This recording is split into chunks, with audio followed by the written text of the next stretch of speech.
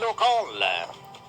Deklaro ni Second District Board Member Woodrow Bakilig Sr.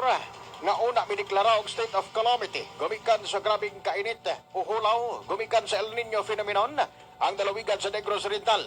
Duha ka mga LGU ang unang nagdeklara og state of calamity. Matod pa sa board member, mas importante og gi-required usab sa balaod nga kinahanglang duna unay duha ka mga LGU lungsod Bakaha o syudad nga mo deklara og state of calamity.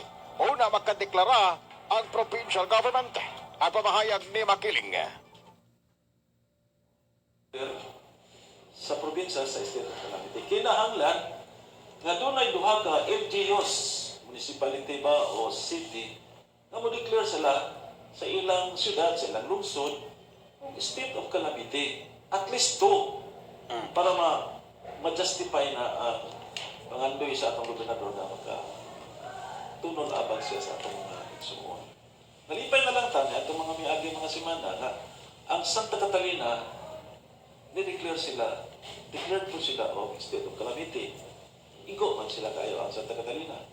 Nisunod po ang Bayawan City, ni-declared po sila o state of calamity. So lipay na ta. Kaya ang atong gobernador, Second District Board Member Woodrow Bakiling Sr. Samtang biniklaraw sa mong state of calamity ang lungsod sa Mabinay. Matod pa niya, kini ang duso nga mupailalong usab og state of calamity ang tibok lalawigan sa Negros Oriental. Samtang ikatakda na ang pagpanghatag og ayuda nga bugas tag 25 kilos ngadto sa mga pamilya nga apektado sa hulaw. Una kining ipahigayon ana sa Tanay City og isunod ang ubang mga LGU.